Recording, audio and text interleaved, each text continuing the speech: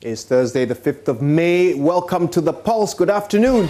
Today, police to replace military personnel on large-scale mining concessions throughout the country.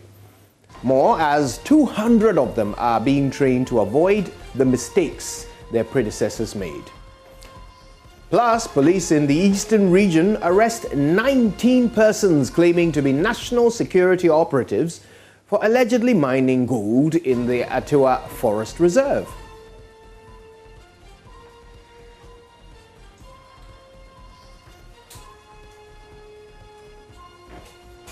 National Peace Council to intervene in disagreement between management of Wesley Girls High School and the parents of Muslim students allegedly prevented from fasting.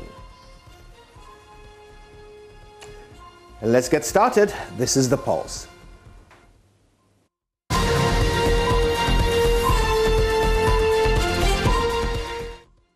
My name is Kojo Youngson. Glad you could join us. Now, the National Peace Council says it will shortly initiate an intervention plan to resolve the disagreement between management of Wesley Girls High School and parents of a Muslim student who was allegedly prevented from fasting.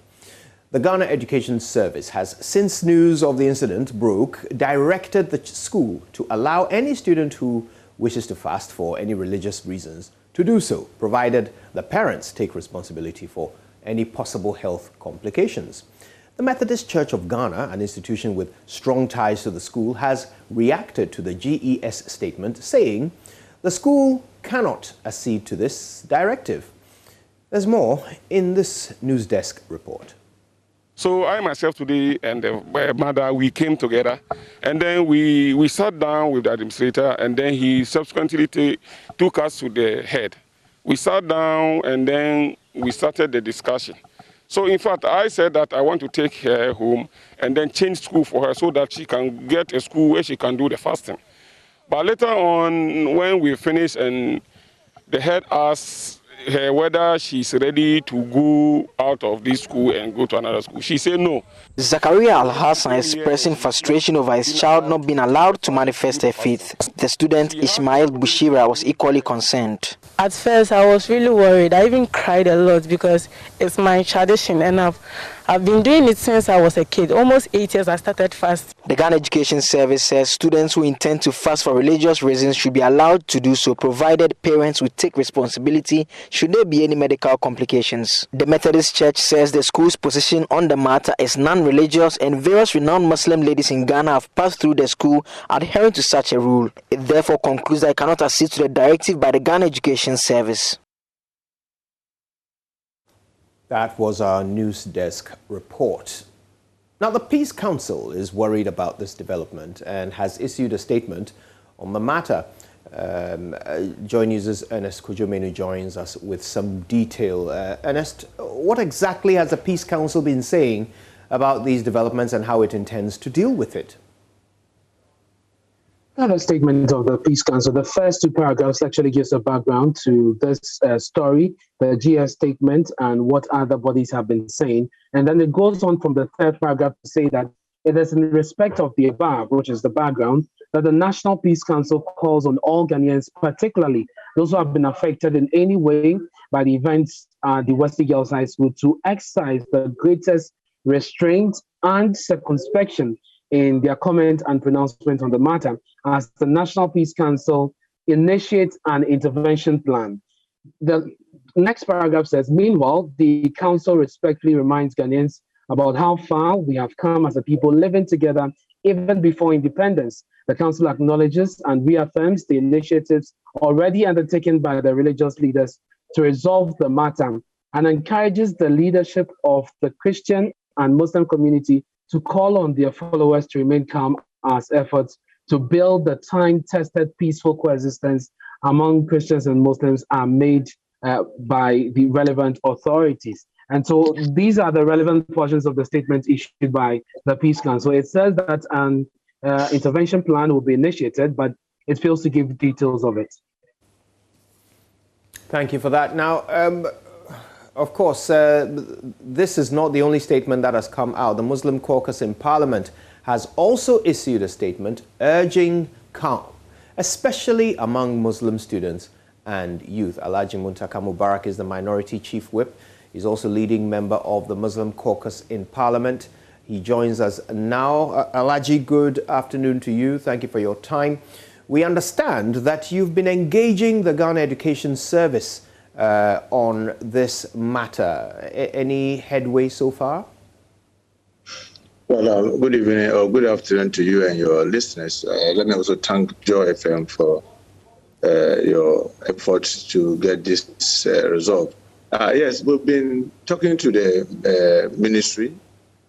What, as you can see in our statement, what we knew was that we had met the presiding bishop of the Methodist Church with his elders, and they gave us the assurance that, within 2 or 3 days, we'll hear from them. And they gave us a lot of assurance that they were going to work assiduously to resolve this matter. So we're hoping to hear from them when the GES statement came. And to our ultimate shock and surprise, their statement came out. And I thought that it is very unfortunate. I really wish that statement was not issued, because I believe that our effort to engage the Methodist Church was to be able to build some consensus and build dialogue, build bridges, to be able to resolve this amicably. Let us all not forget that, look, our country is a secular country. You can say anything you want to say. That is what our constitution prescribes. And our coexistence should be paramount to each and every one of us. I hope and pray that the Peace Council, who I'm sorry to say, that failed in its responsibility in the past, will really live up to expectation. The reason I'm saying this is that in 2015, precisely on 4th March, when they held the peace dialogue, we agreed on 10 things to be done. And I'm very certain if Peace Council has followed through with these 10 things that we agreed to do, one, if you may allow me to quickly recap, one was to continue to provide a platform for continuous dialogue with an independent interreligious bodies, so that we'll set it up under the National Peace Council. Ask them what has happened. They also said that GS shall provide policy framework for the creation of an acceptable dress code and the use of religious symbols in schools, taking into consideration the legitimate concern of interested religious groups. What has happened to it? GES shall oversee the formulation of interreligious chaplaincy boards in schools to create the platform for the exercise of freedom of religion and freedom of worship. What has happened to that? 4, the schools' computerized selections program must be reviewed to broaden the choices and selection of school. What has happened to that? That all schools or institutions must create an environment where students feel welcome without any fear of discrimination or victimization on religious ground. I mean, you see that what is currently happening in Wesley Girls has to do with the fifth thing that we all agreed. All the church leaders were there, the Muslim leaders were there, those of us who were MPs who were invited, a lot of Nananum, I remember that time, Professor K.B. Asante was there, he chaired one of the sessions, and these were some of the things that we agreed. But Peace Council went to sleep. I remember in 2016, I wrote official as an individual who was invited to that program to ask them, where have we gotten to date? I never got a response. Then, I think in 2017, Parliament, the Muslim Caucus, also wrote to remind them, where have we gotten to with what we agreed in the peace dialogue? And National Peace Council never responded. I believe that what is happening now, with the greatest of respect, they have to be blamed partly. I know the law that established them did not give them any biting. It gave them the opportunity to do more dialogue, to engage more, so that, try to break bridges. If they were doing that in these past 6-7 years, I don't think we'll be where we are today. Let me tell my Christian brothers, especially those in Methodist, I've heard a lot of statements. Yes, I know on both sides, the Muslim side, the Christian side, especially this Methodist side, you have people that keep spitting hatred and bigotry. Let us all be mindful. Let us all be careful. This is all the country that we have. Let's learn to live together. Let us not be pretending. Let's not be showing each other hatred when I have the power or I have the influence or I dominate an area. And then I come out and say, oh, let's live in a coexistence. That's pretense. I mean, let's leave this bigotry. Let's leave this hatred that we are showing each other. Because you see, I would challenge anybody,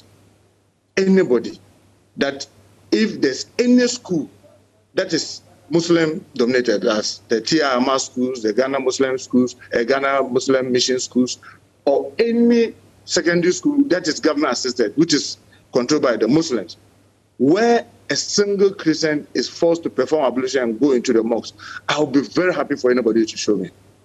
Or there's, what do you call it, in Ramadan, they are forced to fast. Please, just show me one, because we've made a lot of effort. We went around, we were telling them, yes, when you squeeze orange, you get orange juice. When you squeeze apple, you get apple juice. You cannot squeeze orange and get banana juice. No matter the hatred that you see being shown elsewhere, please continue to show love. Continue to, and let me also admit, there are a lot of Christian schools. I mean, I stand out for them. In some, I know they've even given places where the Muslims on those campuses or on those compounds were able to build mosques to be able to worship. That is excellent.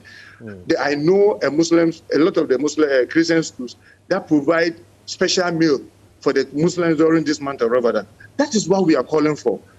Go to Tia Ahmadiyya Secondary School, all their secondary schools, not one in exception, and I'll tell you, you will see what we are talking about. You see the Muslims in their hijab, you see the Christians not wearing hijab, you see the school assisting with the school bus to convey the Christians to nearby churches on Sundays and Saturdays.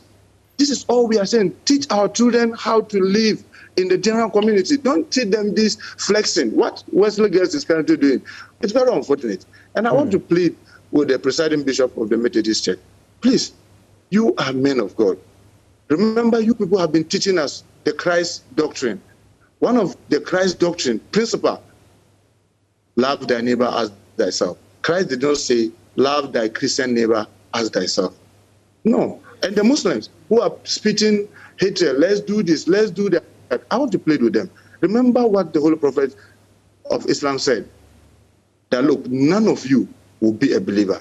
He said, you will never be a believer. You will never be a believer until you wish for yourself what you wish for others, your neighbors. He didn't say your Muslim neighbors. Let's continue to live in peace and harmony. Let us know each time come out with this fight, insulting each other. People who say we are majority. Look, you are majority only in some areas.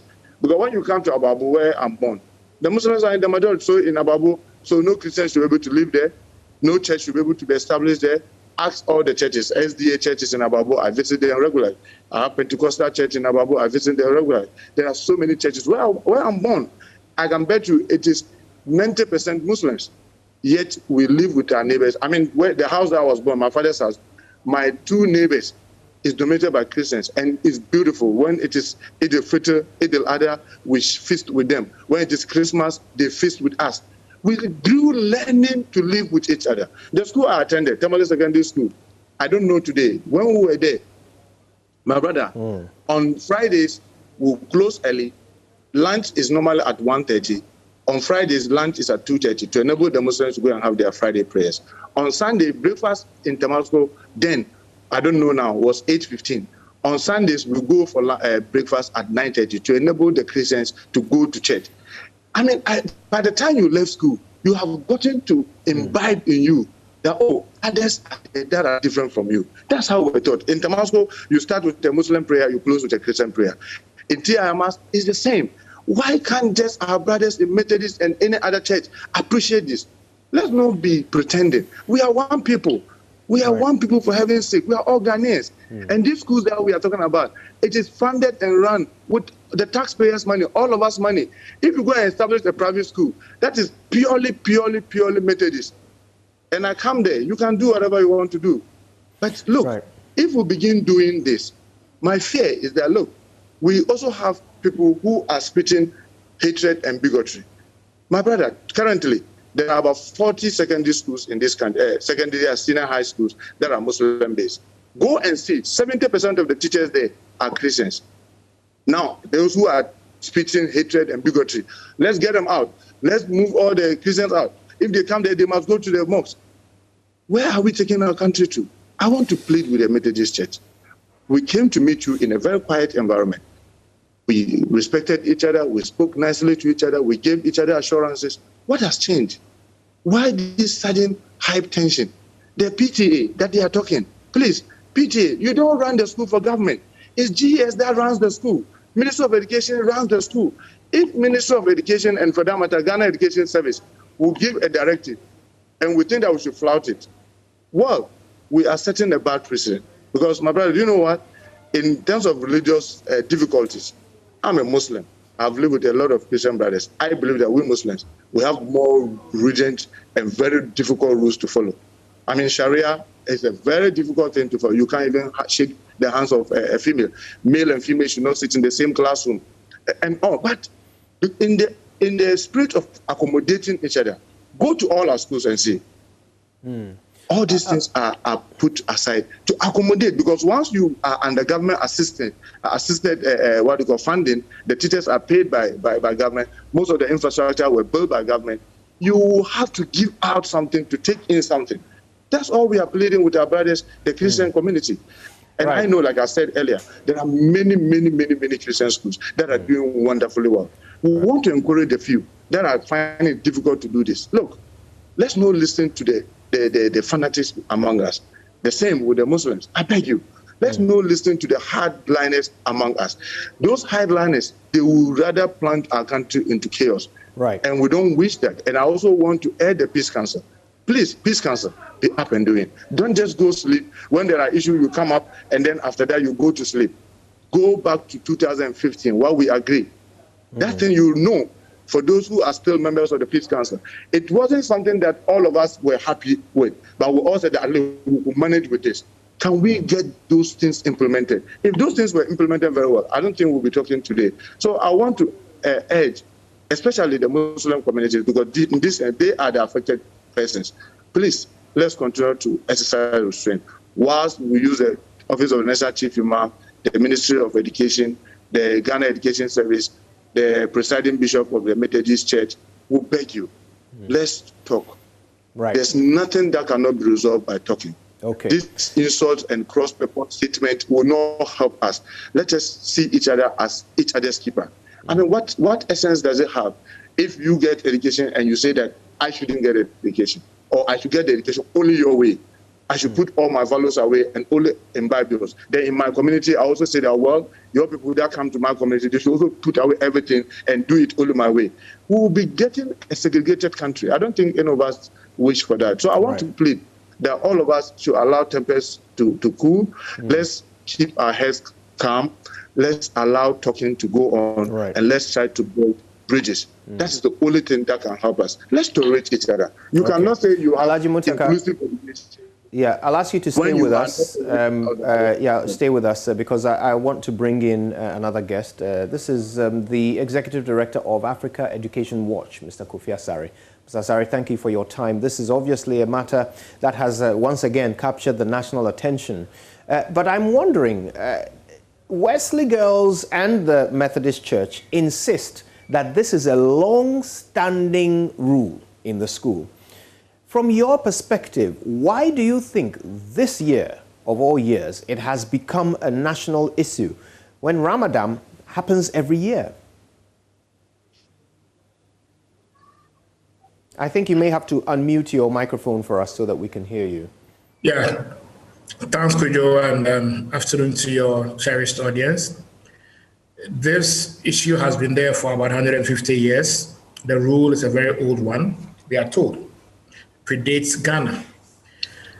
It is an issue today because just like any other process of change that happens in any society, one person decides to speak against a practice that they feel is inimical to the enjoyance of their rights and their liberties.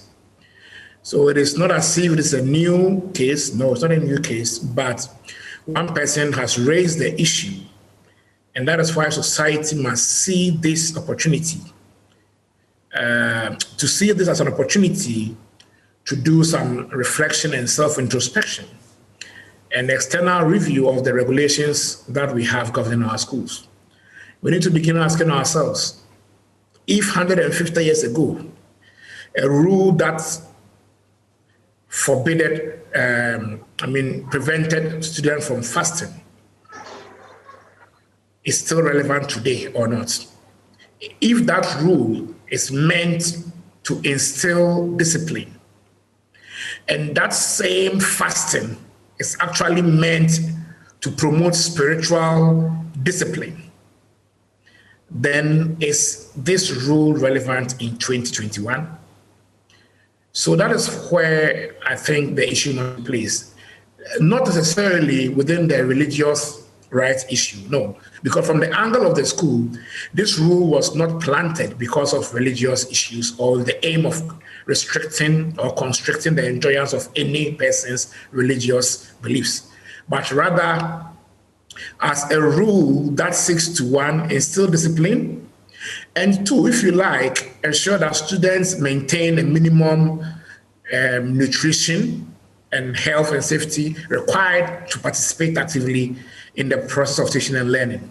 If that is the case, and the Muslims are saying that, well, the fasting in itself is actually one of their strategies for spiritual development and discipline, spiritual discipline, then we are talking about the same thing, if discipline is our objective. So let's begin to look at the rules to the extent that they may not be relevant in 2021. Not only the fasting rules, but there are several other pockets of rules in 700 senior high schools that were developed in various periods of our history, with most of them developed before Ghana was actually, before independence, which we will need to take a second look at and review to let them reflect the requirements of modernity and diversity. And a typical example is the issue of the corporal punishment, which GES outlawed through policy 2 years ago. We saw resistance from groups that felt that the only way to discipline a child in school was to cane the child or to inflict harm, to inflict pain on the child's physical person.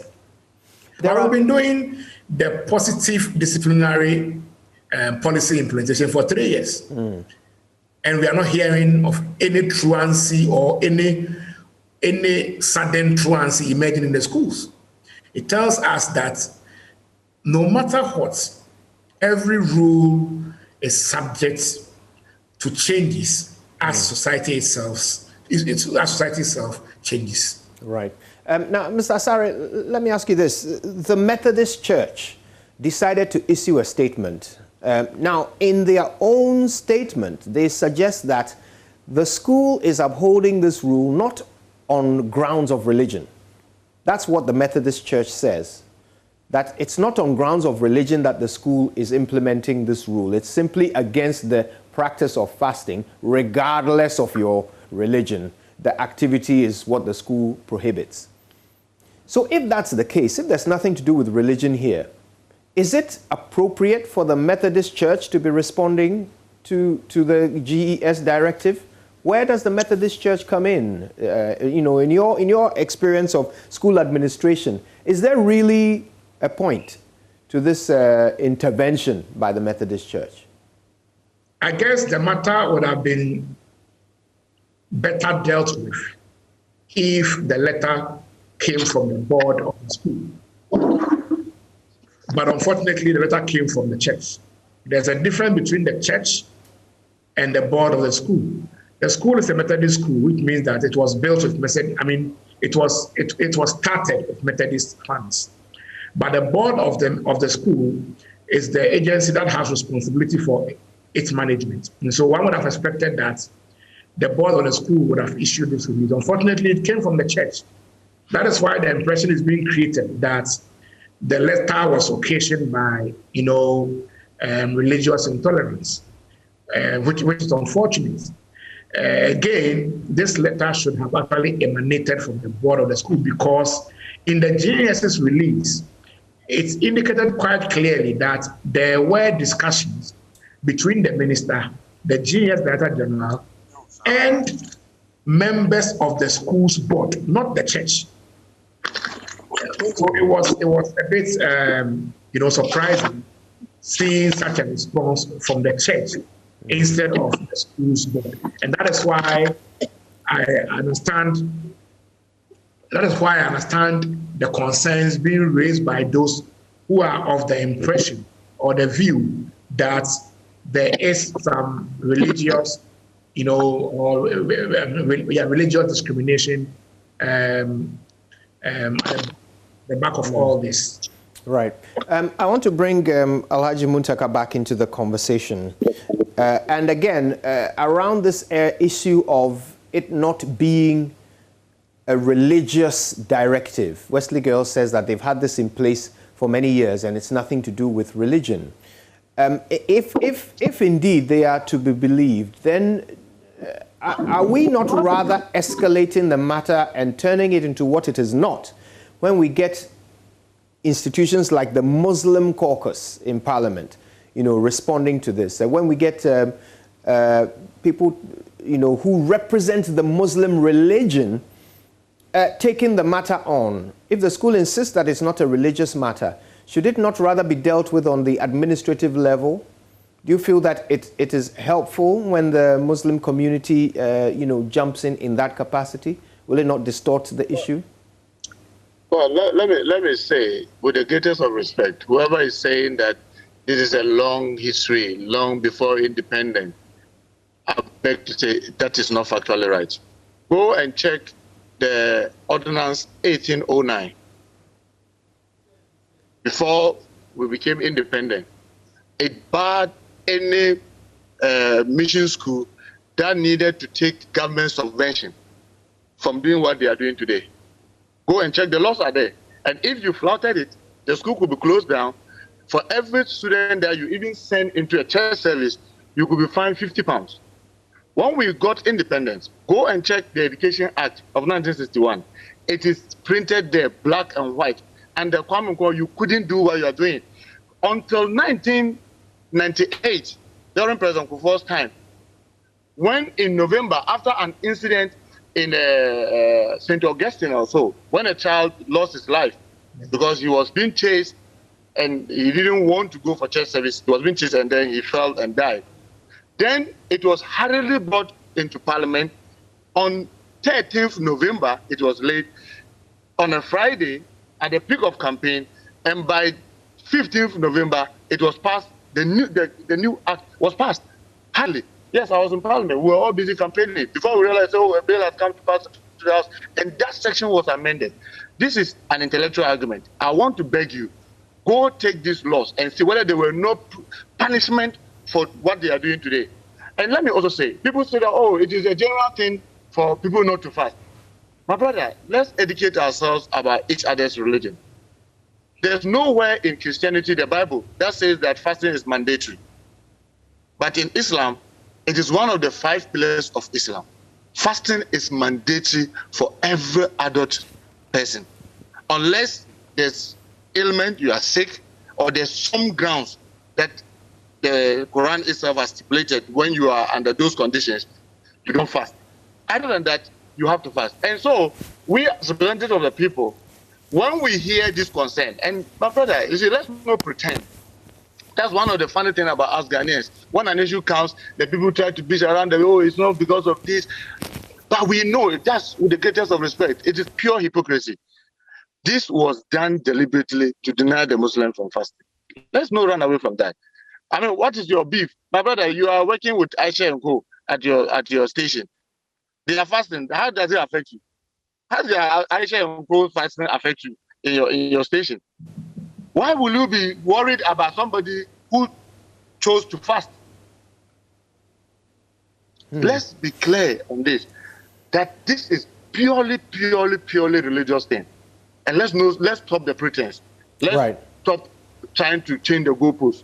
Right. Anybody who said this is existent all these years, I say factually it's incorrect, because the laws of our country barred it. It forbids it. If you did it, you were going to be fined, and the punishment was stipulated in the law. Right. So why are people saying that it is something that has been long existing? Now, and remember this, let's say this, because of your time. If something has been going on wrong, does it make it legitimate? My brother, if for one reason I've been doing the wrong thing for all these years, and all of a sudden it comes out, does it make it right because I've been doing it when it is wrong? Let's agree. Let's try to cool the tempest. Let's see eye to eye with each other. Let's accommodate each other. Because you see, the funny thing is that people are creating the impression as if, because they don't have any place to go. They do. But in those their schools, for example, in TI Amas, Kumasi in particular, in 2015, when we were going to the Peace Council, 57% of the students in TI Amas were Christians. 57%, more than the population of the Muslims there.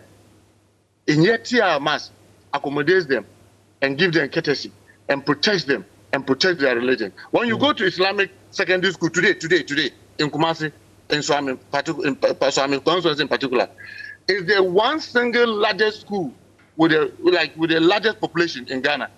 There's no secondary school in this country today that has more population than Islamic secondary school. I always commend the administrators there, because when I go, it's just delightful to see the Muslims wearing their veil, the Christians not in their veil, and this is an Islamic school, and they are never forced to go into worship. This is all we are calling. That what we are doing in our schools, we are only asking our brothers and sisters in the Christendom, which I have admitted many of them are doing, just the few who are finding it difficult to do. Please, let's live as one people. After all, we are one people. We live in the same neighborhood. We live in the same community. We live in the same market. We work in the same environment. Why are we all of a sudden pretending when we are in the school, we think that we cannot accommodate each other? This is the spirit from which we are asking that let's continue to accommodate each other. Right. I want to wrap up with this, and I'd love to hear both of you, Alhaji Muntaka and Kofi Asare, on this question, and very quickly, a couple of minutes each. Do you see a link between what is happening at Wesley Girls and what happened at Achimota, where, again, a student who had a certain hairstyle because of his religion was prevented from attending? Do you see a commonality, or do you think they are completely different situations? No, it is. We are dealing with the same issue manifesting in various, ways. Right. They are all issues relating to outmoded rules that have outlived their purpose. Century-old rules that we are trying to enforce in an era of diversity and inclusion. Okay, and so the challenge, what all we are discussing are symptoms of a challenge. And the challenge or the problem is that our schools are being run, or our schools have rules that most of them are not relevant in today's modern world. It is time for us to review the rules that govern our schools and ensure that the rules we adopt are relevant in today's sense of the word discipline. Apart from that, too, it is time for the Ghana Education Service and the Ministry of Education to lead efforts to develop and adapt a common code of conduct for all schools, whether Ahmadiyya, Methodist, Presby, Catholic, or Cocoa Board school.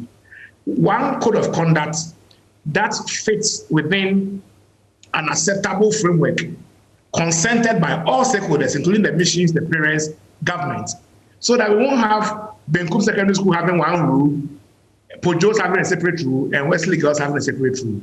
That is the way forward in respect of it. Other than that, these are, if you like, they are symptoms of challenges that we need to resolve in our educational system. Right. Alhaji Muntaka, I mean, if indeed there is some causality between the two, if there's some relationship between the two, then in addition to the Peace Council, do you feel that the Ghana Education Service also bears some responsibility? The Achimota issue happened not so long ago.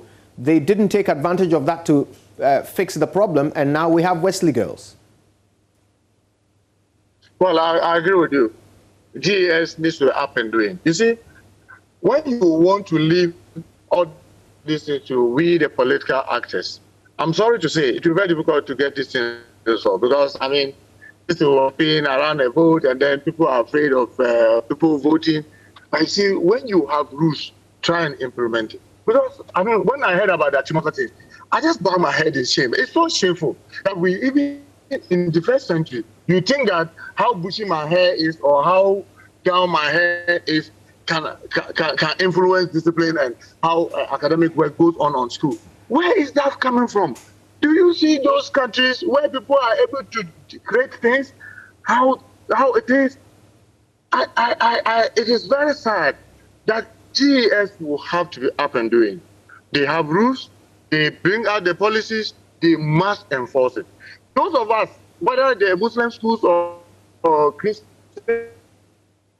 schools or the other general government schools, who believe that in their case they do not want to conform to GES rules.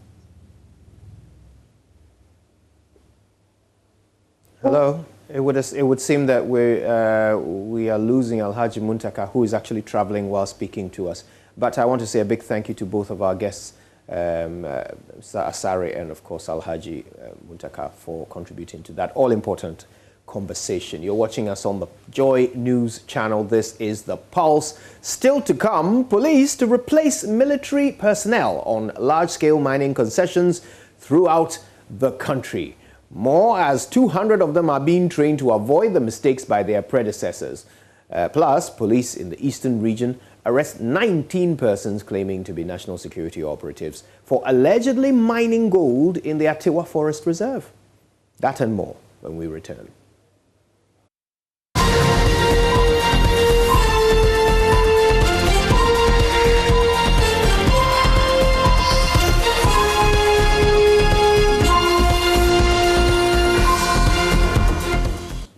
Welcome back. Now, the Kadeh District Forestry Commission has confirmed the arrest of 19 persons claiming to be national security operatives who allegedly were mining gold in the Atiwa Forest Reserve. The arrest comes after a clash between irate residents and the suspects on the Achima-Kanteng portion of the forest reserve. The residents had vowed to resist illegal mining in the reserve regardless of who is involved. The suspects, according to the forestry officials, invaded the reserve in the Achim-Akenten Red Rifles on the dawn of Tuesday under the guise of clamping down on legal miners. The suspects, who were on board 5 Toyota Land Cruiser, wore military uniforms and other accoutrements. The angry residents reportedly deflated the tires of the 5 V8 vehicles they used for the operation. The Cadet District Manager of the Forestry Commission, Edu Bona, who led a team of forest guards to apprehend the suspects, confirmed the incident to JoyNews. Our forest guards and the police around, we've been able to apprehend a number of people who are in the police command here. At the moment, we have over 50 people arrested. And that they will prosecute them. It was a bantam between the community and the people that came there. We had stopped the community from entering the reserve. And because of that, they also doesn't want any people from any place, to enter and then take those samples away. And so as and when people, they describe them as strangers and call themselves national security with military outfit and sometimes police outfits, and they think that they are outwitting them. So normally it becomes bantam between them. So we even try to rescue most of them from the proposed leaching. The suspects are currently in the custody of the Eastern Regional Police Commandant Kofridria, assisting with investigations. Let's learn a little bit more about this. Our Eastern Regional Correspondent Kofi Siao joins us on the phone now. Kofi, this is quite a development so soon into the president's renewed efforts to fight corruption. We now see 19 people who claim to be national security operatives. Have we been able to determine their actual identity? Are they national security operatives? Well, could you, as at now, I can't confirm that these guys are national security operatives. But what they are saying, according to the Forestry Commission officers, is that these guys, when they were arrested, claim they are national security operatives. So for now, that is why the forestry officials are able to say that these guys are national security operatives. And in fact, when they arrested them, the sophisticated weapons they found on them, it quite points to the fact that they could be operatives of the national security. For instance, they were able to find an M16 rifle on them.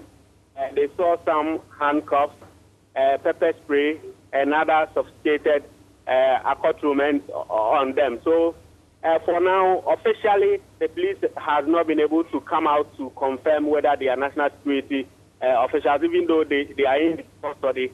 But the claim for now from the forestry officials is that these guys are national security operatives. Right. Now, tell us about the community. It seems that their resistance to the operations of these 19 people is what has resulted in their arrest. Talk to us about these people and why they have decided to be, militant about protecting the Atiwa forest.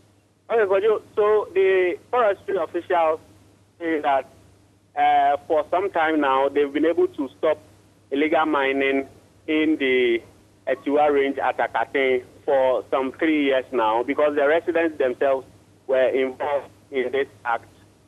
So when the forestry officials stopped them, they wouldn't understand or come to terms why anybody or that would come from somewhere and come and mine in the area. Because one, you've been able to stop us. So why should we allow a stranger or any other person from outside the jurisdiction to come in and mine in our area? So that is why they have decided that the forestry guys says we are not allowed to mine, then it means nobody is also allowed to enter our vicinity. Right. Now, for the people who live in this area, for those who have never been to the Atiwa Forest area, give us an idea of the geography there and the particular place where this mining activity was happening, which was stopped by the community. Okay, the very place the incident happened is known as Akanten. It's one of the communities in the Lower West Achem district, precisely the Asamankese area. And you know the Atiwa forest is a very huge forest reserve. So it spans right from somewhere close to the Kwawu West district to that of Nsawam district. So it's a very huge area. And this place I'm talking about, the Akanten, falls within the forest. Thank you for that. Kofi Siao is our Eastern Regional Correspondent following that story of 19 persons claiming to be national security operatives arrested for illegal mining in the Atiwa Forest. Let's stay on illegal mining. The Asantehene Otumfuo Osei-Tutu II says the government's failure to strategically engage traditional authorities is a factor in the unsustainable fight against illegal mining. When it comes to granting concessional mining licenses, he wants the Minerals Commission to include chiefs. He says such a move will also deter chiefs from venturing into illegal mining. The Minister of Chieftaincy and Religious Affairs, Ebenezer Kojokum, is collaborating with other ministries to fight the Galamsey menace. Mr. Kojokum called for the support of the Asantehene to end illegal mining. Minister of Lands and Natural Resources, Omuni, Minister of Environment, Science and Technology, and the Minister of Chieftaincy and Religious Affairs. We are collaborating with other ministries to end Galamsey in Ghana. We can't end illegal mining without the help of the chiefs.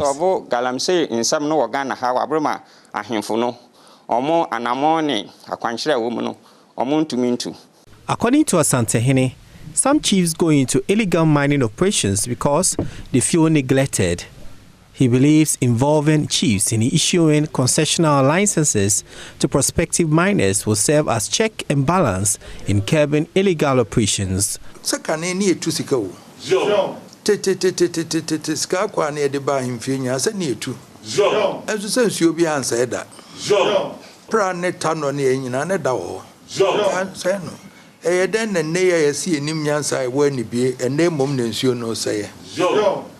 We used to mine for gold, but our water bodies were not destroyed. But why are we destroying our water bodies in recent times?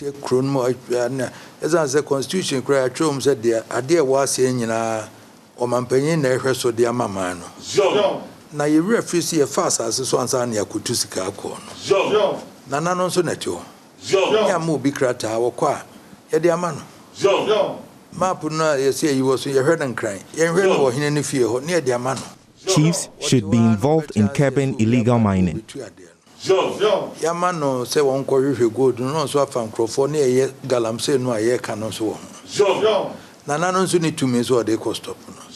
And the man and moving so yes, and Amatiana says, say, Kutuna minimum, and the Miss Bakwako Yibi. The Aquafunya Nina.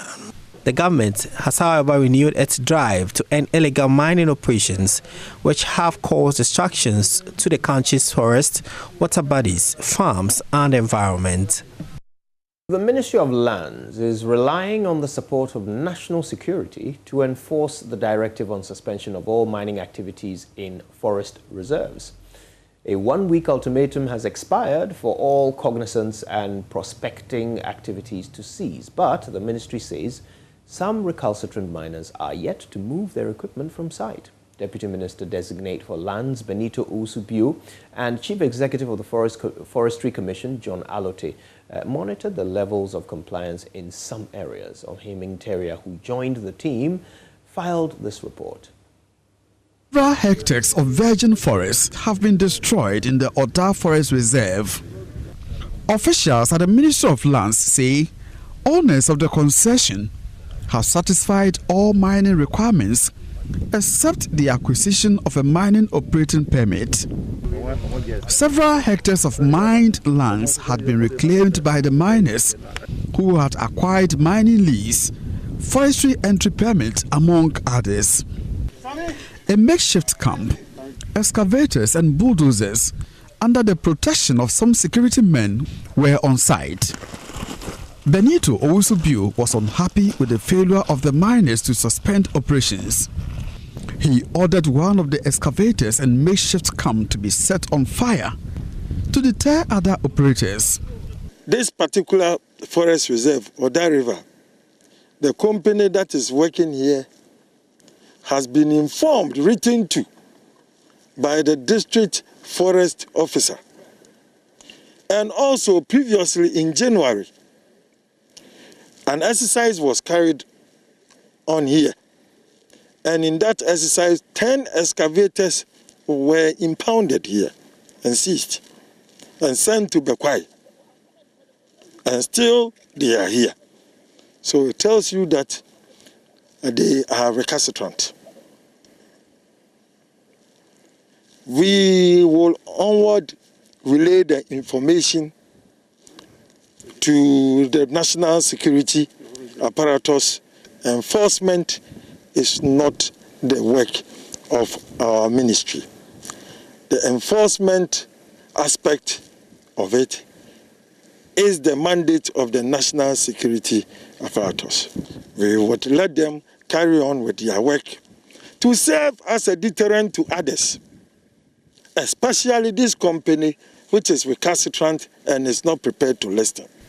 The story was, however, different at the Subin Waterbed Reserve, where illegal miners had destroyed the forest and part of cocoa farm with impunity.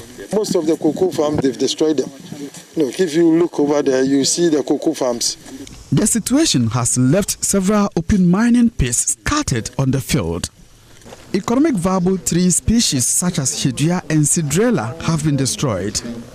Though no one was seen on site at the time of the visit, Mr. Owusu-Bio was incensed at the level of devastation. This particular forest reserve, there has been no application for any prospecting or reconnaissance whatsoever. So what you see here was a total blatant illegality. And look at the level of destruction.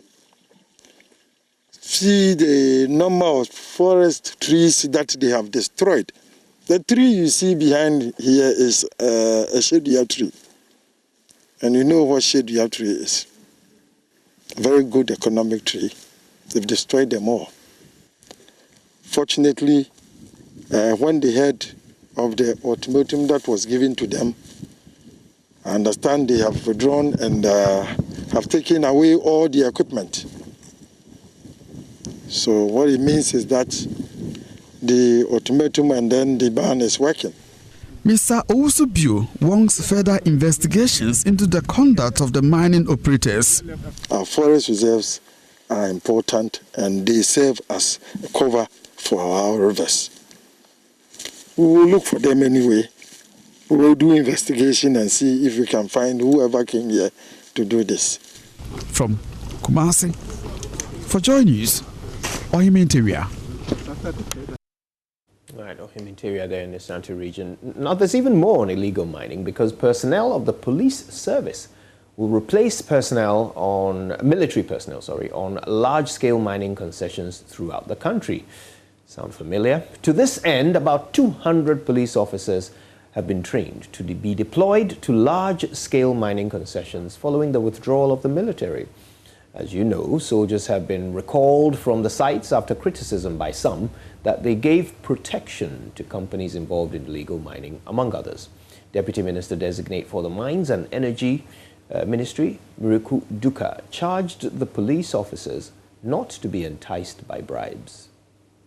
This ceremony gives me hope that the contribution of the mining sector to the country is recognized and meeting its needs will be taken care of.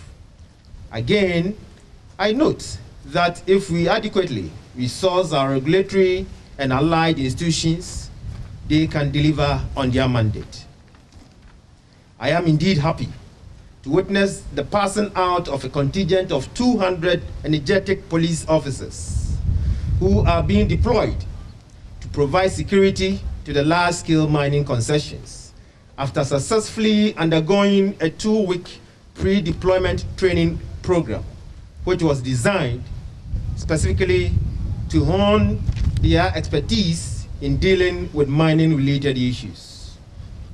There is no shred of doubt that today's event further underscores the government's determination to build a viable and sustainable mining industry that will be mutually beneficial to the state and the investment community. Ladies and gentlemen, as we are all aware, the mining industry remains a key enabler of industrialization and broad-based economic development in Ghana and elsewhere. As the industry endeavors to do more for its host country and communities, Ghana will continue to create the needed partnership that brings the kind of mutual benefits that should be associated with the blossoming mining industry.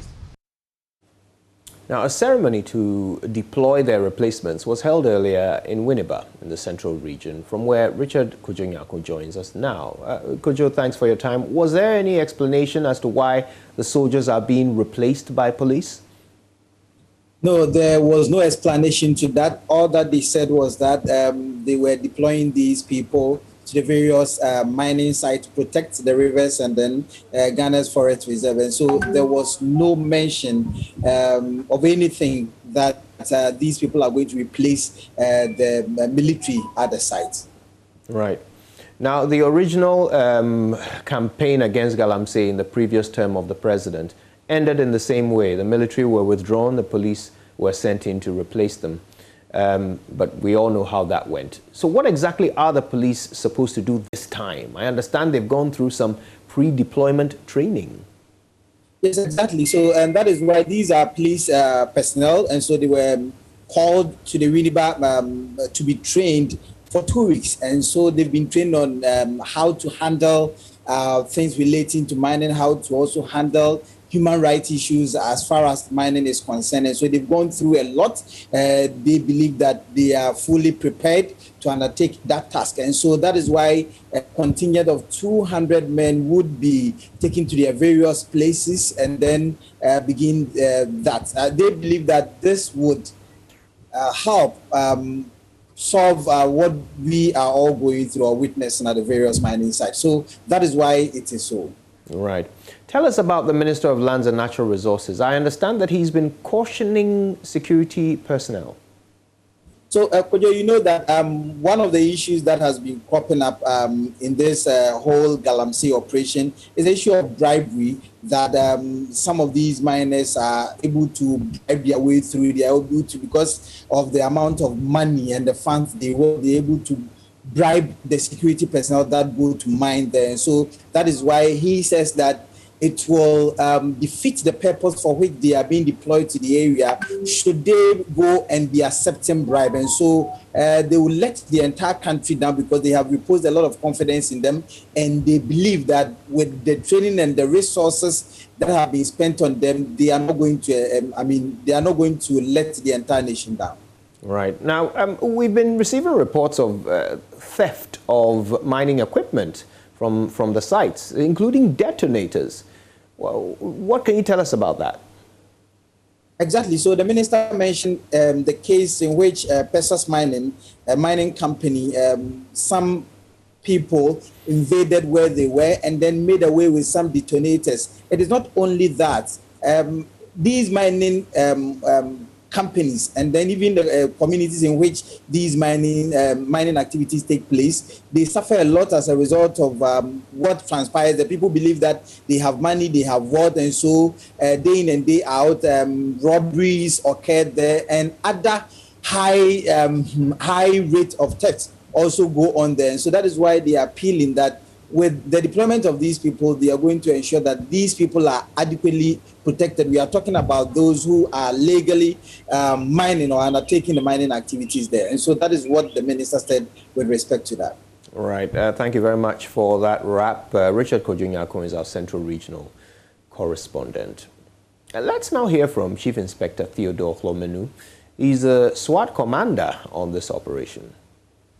I bring you greetings from the National Police Headquarters, precisely the Inspector General of Police and the Ghana Police Service, for this magnificent training that took place 10 days ago.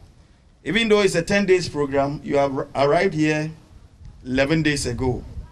And sooner than later after this ceremony, you'll be deployed to your respective mining sites to begin your duties. As you may be aware, within our constitutional mandate under Article 200, Clause 3, we are expected to maintain law and order. Meanwhile, the CEO of the Ghana Chamber of Mines, Suleiman Kone, has commended government for a move to deploy the security personnel to man Ghana's mining areas and advocates a permanent police unit dedicated to the mining sector. Yeah, I think so. Our view is that we need permanent public security to collaborate with whatever we have. Generally, we would have private security on site. Private security organizations would deploy people on site. But given that they are not armed and some of these intruders, some of these people who come into the concessions of mining companies are armed, it makes a lot of sense to have the police force, which is mandated by law, which is allowed by law, to actually also be so, empowered to be able to confront and arrest, critical situations you find on mine concessions due to encroachment by armed, miscreants. So we believe that it's a good initiative, and we are going to collaborate with government to make sure that this is sustained into the future. So it's not like a one-off. Our expectation is that this would actually translate into having permanent presence of police within the industry, and also it may also mean that we should have a kind of mining police unit trained, so well trained, which understand the dynamics and the peculiar circumstances of the mining industry, so that they can protect our mineral resources for us. So yes, we think that's a very good start. The Deputy Minister Designate spoke about encroachment, which even translates into breaking into explosive magazines and all of that. And sometimes they even go to the gold room where they really want to steal gold. This is pure theft. So it's a major issue when you don't have the requisite security apparatus to really help you to address this. And because the resources belong to all of us, it's a national resource.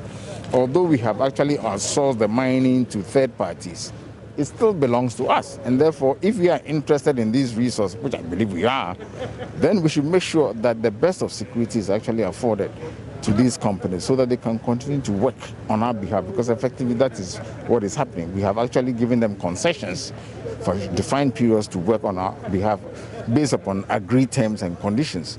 So it's important that we continue to provide security to this national resource. I spoke about how blessed we are as a country, because we all know that the global economy was actually ravaged because of COVID.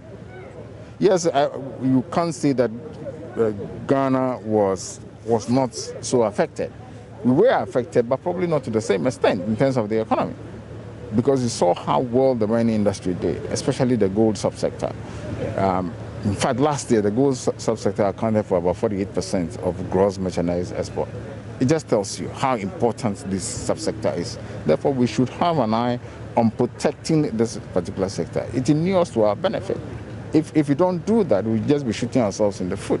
So let's provide security across the 47% of Ghana's entire rosewood stock was lost in the space of 5 years. And at that rate of depletion, the nation could lose every rosewood tree in the next 5 years if stakeholders do not halt the illegal felling of the species. This was made known at the Joy Forum held in conjunction with the EIA based in the United States at Labadi Beach Hotel today, Wednesday. JoyNews' Daniel Dadze put together this report. The forum brought together officials from the Ministry of Lands and Natural Resources, Forestry Commission and Ghana Police Service, to name a few. The engaging discussion led by JoyNews' Evans Mensah saw a revelation of several stark realities about the felling and exploitation of rosewood, which has been illegal since 2019. Perhaps the most shocking revelation was made by William Nyako Bano, who works with the Forestry Research Institute. As it stands now, the current practice is unsustainable. Within 5 years, we've harvested close to, from the records, from the inventory reports, the 2 inventory reports, we've harvested almost 50%, 40-something percent of the stock we had. So it's clear it's unsustainable within 5 years. If we give ourselves 2 decades, I'm sure we will not have any rosewood of commercial value in Ghana. So it's clear what we are doing is unsustainable. Personally, I think we need to maintain the ban. We need to develop a new narrative for livelihood generation in the north. Mr. Bano's views were shared by the former Minister for Lands and Natural Resources, Inusaf Hussaini, who said the tree is essential for the preservation of life and ecology in the savannah area of Ghana. Rosewood is found in the ecologically fragile zones of this country. Put simply, if we continue to harvest rosewood, we will be exacerbating the onslaught of the Sahara to the north part of Ghana. Up until 2014, there was no CITES, there was no rosewood listed in CITES. But I was left in no doubt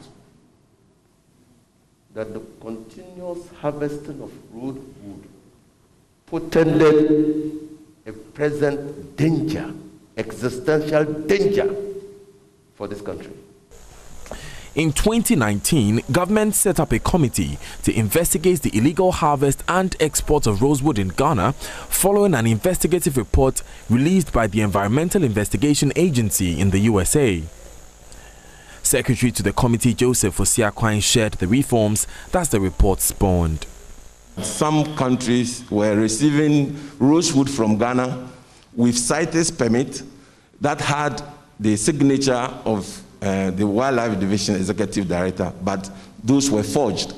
Interagency cooperation, that was one of the weaknesses we also found between the Forestry Commission, TIDD at the harbor, and the customs, GRA customs. It has been mentioned, most of them are not able to identify the wood. So there was the need for training for these officers and that collaboration between them to be able to identify which wood species is being exported. Stakeholders at the forum insist that, like most lucrative criminal activities in Ghana, Rosewood trade is benefiting from the patronage of some top government officials. The view was bolstered by this penultimate question. Have we prosecuted anybody since? Anybody has the answer to that? I mean, Mr. Siakwan, do you know if anybody has been prosecuted since? No? Not one I know of at the port. Daniel Dazi, Joy News, Accra. Indeed. Now there's more on the pulse. All you have to do is nothing. Just stay with us. We're back after these.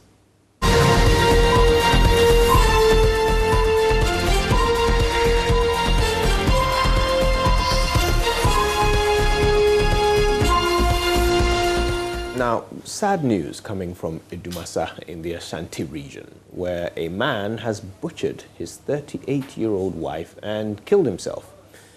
The hacked, decomposing body of Amefriye was found a day after she failed to return from the farm with her husband. It remains unclear the immediate motive for this act, but family members say the man had been threatening to kill his wife over sex starvation. Love FM's Erastus Asaridonko has more in this report. Kwesi Poku, alias Choco Choco, is believed to have butchered his wife on their cocoa farm and killed himself few meters from the crime scene. The naked, decomposing body of the mother of 6, Amafriye, was found a day after the incident after both parents failed to return from the farm. Amafriye is known to be the breadwinner of the family, trading in farm products. Her suspected killer and husband of over 15 years is jobless and depends largely on his wife for his upkeep. The couple have had series of bitter quarrels over denial of sex and funds in what the family believes is the reason her husband killed her.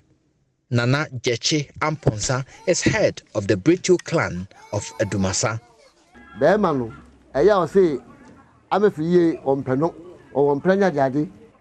The man used to accuse the deceased of infidelity, an allegation she denies. His wife was the one who took care of the children and the man himself. You don't depend on a woman for everything. Check your responsibilities, and in the night, you want to sleep with her as well. It's because she denies him sex. That's why he killed her.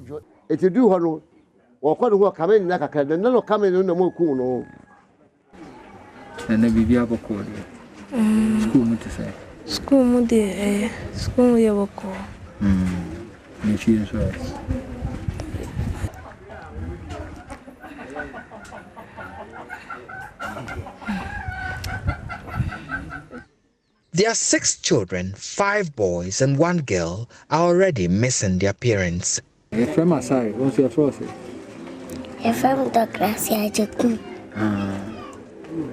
Mama. I don't know where Mama is.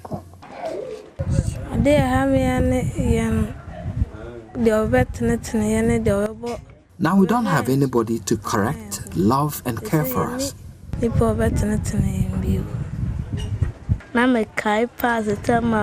When Mama was alive, she would call all of us together when she returns from the farm and share food with us. Even when we are asleep, she will wake us up.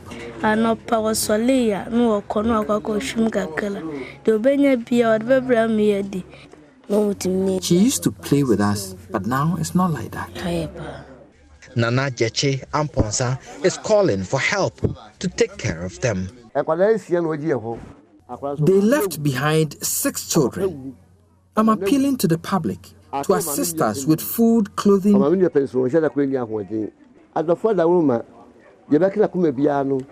anything at all to take care of them.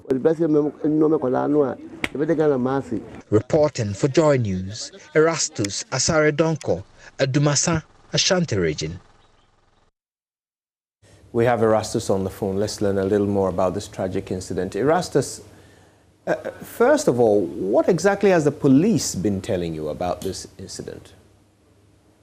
Well, the police are not saying much, except to say that though the main suspect in this murder has also killed himself, and it sort of brings a closure to the case. But then they will have to investigate and bring their findings to a close to support what has happened. And so they say they are still investigating. What do we know about the method by which he killed himself after allegedly committing this heinous crime? Well, so the woman went to the farm. That was 3 days ago. And the man also followed her to the farm. Before then, in the night, they had fought, according to family members. And it was based on the fact that the woman was not giving him sex and money issues. So when the lady went to the farm, he also followed her to the farm. And they thought that they would be back in the day, but they waited the whole day. When they did not show up, he started a search for them. The woman was found first, almost naked. Her skirt was found hanging on a tree. And then they found her remains almost decomposing with only some lingerie on. And then later on, just a few meters from the crime scene, they found a man foaming from the mouth just to the river Nru in the locality. And so findings indicate that he might have taken in poison. Right. Now, 6 children have been left behind by the deceased couple. What is their situation? Who's looking after them? Is there anybody stepping in to take care of these children? In fact, that is the main task and the crux of this whole story, because then the youngest is just about 3 years old, and the eldest is just 18 years. And there's one female in between, and the others are boys. They do not have, somebody dedicated to take care of them except the extended family members, because the mom and dad are dead. The grandmother and grandfather are also dead. So they are the immediate family, except an uncle and some other extended family members. But they are all financially incapable, when you look at their circumstances, to take care of the 6 children. And that is why the head of the family is sending out that appeal, urging the public to help with clothes, shoes, food items, so they will be able to take care of the children. What have you learned about the man and, his behavior in the run-up to this horrific incident? Was there any indication from those who knew them that something was wrong? Well, we are told that this is a man who speaks less. With his demeanor, he's not somebody who is violent. He doesn't drink. They told me that he sniffs what they call astra. I don't know the English name for that one, but it's a mix of some ingredients that people sniff a lot, and that is what he's addicted to. They've been having quarrels, and because the man depends solely on the woman, I'm told. And there is the woman who is the breadwinner of the house. The man is jobless. The woman is the one who sells, farm products, pear and contumely and others by the roadside to take care of the children and to even give him money for the day. And it came to a point where the man was demanding that the woman, his money, be given to him on a daily basis. That also was one of their major fights. And then the issue of sex came in, as the Bushapeni was narrating, that he thinks that the woman is not giving him enough sex, and that the woman is also saying that he doesn't have a boyfriend aside the man, but then he will not take care of the house, and then when he's tired in the evening, he will also give him sex in addition. And so that was the crux of the fight between them, which they believe led to him butchering her. This is such a tragedy. Erastus, stay with us, though, because we're just learning that, well, there's been another sad incident. A 4-year-old girl who was reported missing about a week ago in Ofinso in the Asante region has been found dead. Her almost decomposed body had the throat slit and was found in a pit on the outskirts of the town. Erastus, tell us more. Well, that is true, and this is shocking, especially coming on the heels that within 1 week, we've had 2 children murdered. The first one was in Obuasi with this same week. That young 4-year-old boy was killed by a tenant in the house. And then this one. In fact, this child has been missing for a week now, and her situation has been reported to the Ofinso police. They were investigating. They led to the arrest of this 20-year-old Mason. He's called Kweku Ura. He has denied the crime, but then they got another intelligence yesterday, deep in the night, that somebody has found where the girl has been buried. And in fact, we were led to where they picked up the body, and you could see that the girl was killed and her throat is slit, and the body was pushed into one of the polythene sacks and put into another bag, and they dug a shallow grave just behind the Ofinso Nurses Training College wall in a bush there, and they put the body in there.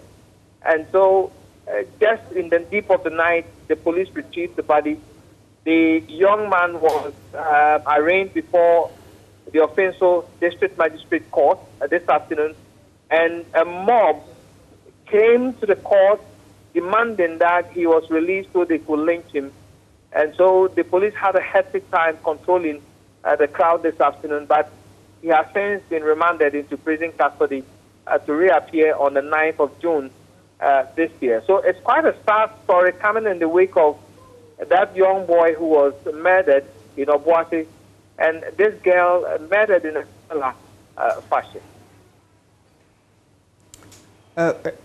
Oh goodness, this is tough. Erastus, help us understand why the police consider Kweku Ura a suspect in this case. What led them to him? Come again. Help us understand why the police consider Kweku Ura to be a suspect in this case. What led them to him? Well, in fact, the police have been doing a lot of work, and very swiftly so, in this particular case, I must say. When the case was reported to them, they started doing their digging, and based on their intelligence, I'm told, which linked this particular boy to the crime, they effected his arrest on suspicion, and they are saying that he has denied, but then they have intelligence which also led them to retrieve the body. And so they are trying to put A to B and linking the dots to find the evidence that links this gentleman to the particular crime. But the police will not tell me that, but except to say that they are really taking this story very seriously, and they've been digging since day one when the child was reported missing from her home.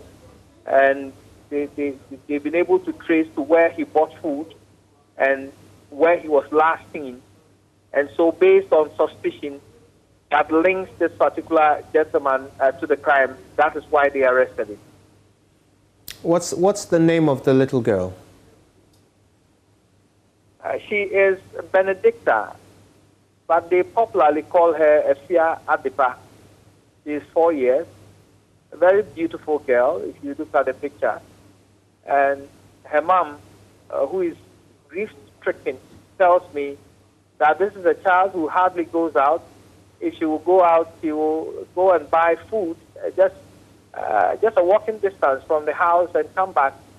She doesn't even eat the food on the way or sit there to eat. She brings the food home to eat. And so when she went out to buy food and she was not coming back, that was when she got worried and started searching for her. She called every place, but she couldn't find her. She searched the whole neighborhood. They could not find her. And so quickly they filed a missing person report with the Osenso police. They started their investigation. They could not find him. And for a whole week, they kept digging until they found the body. Erastus, thank you. Thank you for bringing us up to date. Young Benedicta Ifya Adepa, now with the Angels. The only thing left for man to do is to seek justice. Right, coming up.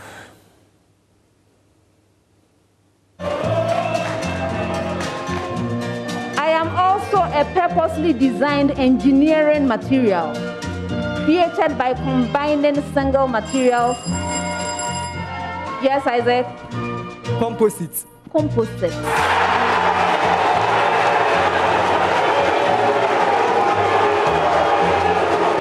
Jubilant and ecstatic scenes at the Upper West Regional Library after WA Senior High School answered a tiebreaker correctly to book a spot at the national tournament in Accra, slated for October.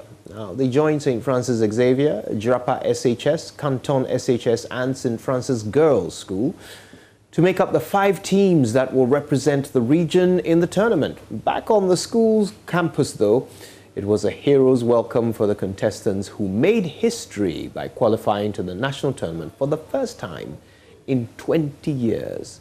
Manuel Kranting has more.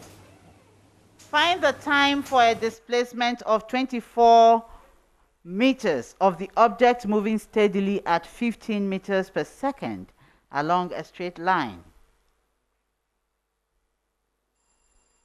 Yes, Wa? We have 1.6 seconds. That is correct.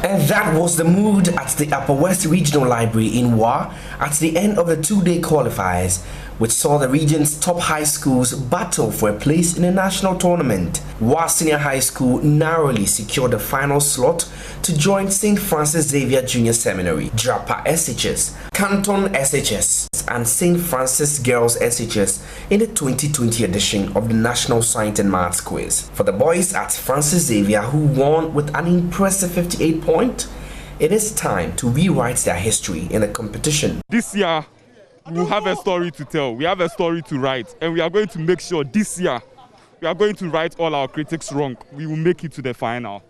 Meanwhile, on the campus of WA SHS, it was a hero's welcome for the contestants. They are the first team to qualify for the tournament in 2 decades. At that time, all that I had to say was, I was just saying in my mind that I know that God have put myself on him and he will never disappoint me. So at that time, everything was just prayers. Oh, we don't have a secret. Our only secret is God, and per our preparation, we relied on him. In fact, to a point, we're almost like demoralized. But per what we've done and our prayers, we knew that God wouldn't fail us. Yes. So at that moment, it was still draw. But we knew that at all costs, we would take it. Actually, some were difficult. It's not like they were all that difficult, but we're somehow panicking on stage because of how we and Laura were at tight. And we are very excited, as my sister said. At first, when we were getting the wrong answers, we nearly cried. We even said, oh no, we are not going there.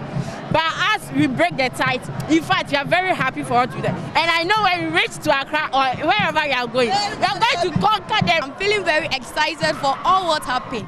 To be frank, at the first we were thinking we were losing, but God being on our side. And in the training we did, we knew God is not going to fail us. In fact, some of us nearly cried, but by the grace of God, we were able to make it. And then we give thanks to the Almighty Allah for all what He has done for us. And we know that when we go to Tamale, He's not going to fail us.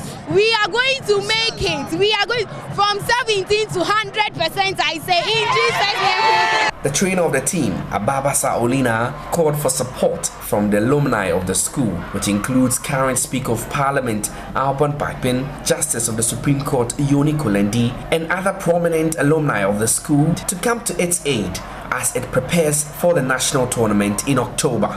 So we went and sat back and said, what is really the problem? So we need to build and pick up the pieces. So we did. In fact, I'm most excited because I'm also an old man of this school.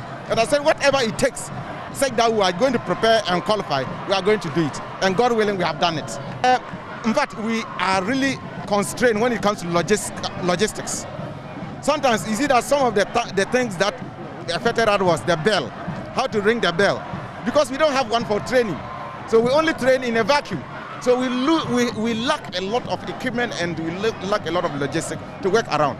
So anybody, be you an old boy, be you a philanthropist, be anybody who wants to support academic work, anybody who wants to fund the group of WA Senior High School, we call it Great WASEC. If you want us to grow, come and support us. Rafiq Salam is one of the alumni of the school. I feel great because I'm told that the last 20 years they haven't appeared at a contest. But let me also tell you that I'm a science student. I completed the school somewhere around 1994.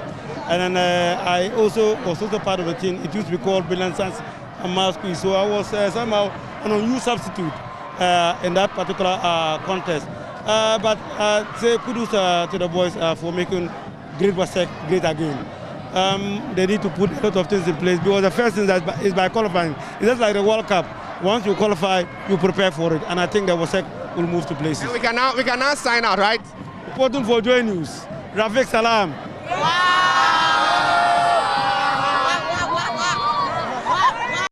That's wonderful. Rafiq Salam there, enjoying the celebration. Now, the National Science and Maths Quiz Championship has brought together defending champions Presec Legon and 11 other schools for a battle over the Greater Accra Regional Trophy ahead of the main 2021 competition later this year.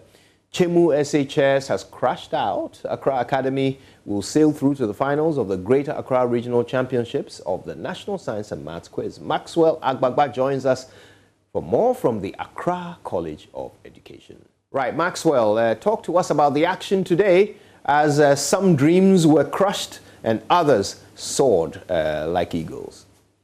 Well, exactly, Koji. So, at the championship that is going on right now, we've had some surprises. We had a contest between Achimota School, St. Thomas Aquinas SHS, and then Olam Senior High School. Now, for that particular contest, it came down to a tie-breaker question after all the 4 rounds. And now, at the end of the 4th round, it was Achimota School, 39 points, St. Thomas Aquinas SHS, 39 points, Olam SHS, 9 points. Now, Achimota School answered a tie-breaker question right, and that enabled them to move to the grand finale of the Greater Accra Regional Championship tomorrow, which will be happening here at the Accra College of Education. Now, Greater Accra Regional Championship is just a battle between the 9 winning schools, the 9 schools that qualified from the Greater Accra region to the main competition, which is scheduled to take place later in October, and then the 4 seeded schools. The 4 seeded schools by virtue of their qualifications and elimination stages. So making 13 schools, they are the ones taking part in this championship. Now, another contest that we had here today was Presec Legon. Yes, 6-time winners, defending champions, Presec Legon. They came up against Odogona SHS and then Ashaiman SHS. There was a narrow win for Presec Legon because at a point, Odogona SHS were leading to the extent that even during the last round, some people thought that Odogona was going to carry the day. By the end of the contest, there was Presec Legon, 50 points, Odogona SHS, 43 points, then Ashaiman SHS, 12 points. Now, the contest that we just had just some minutes ago, that ended just some minutes ago, Chemu SHS had 40 points at the end of the contest. Accra Academy had 32 points. Tema Methodist SHS 24 points, Holy Trinity Cathedral SHS 14 points. The last contest is taking place now, but we have 3 schools that have qualified to the grand finale that will be happening tomorrow. So we have Achimota School, we also have Presec Legon, and then Chemu SHS. These are the 3 schools that have qualified. We're waiting for the last school to join them. Then we have the full set, for tomorrow's grand finale, could you? Well, it sounds like it's going to be an exciting day tomorrow, and no doubt you'll bring us all of the action. Maxwell Agbagbade reporting from the Greater Accra Regional Contests of the National Science and Maths Quiz. All right, well, we've got everything from the world of sports coming your way. Gary Al Smith will be filling your screens with that and more after these.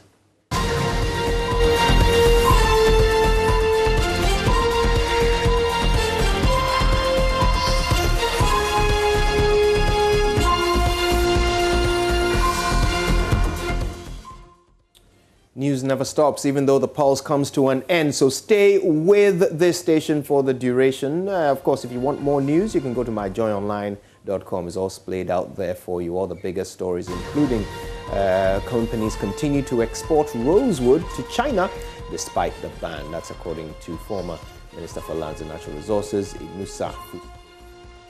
Also, hashtag Fix the Country agitators have no leaders. That's according to Baka Voma. And politicians should not be put in charge of regulatory bodies. Inusa Hussaini is the one making that claim. And 19 alleged national security operatives arrested for illegal mining in Atua Forest. All of those details on myjoyonline.com. Pleasure is always mine, and so I'll be back tomorrow for more. Stay with us.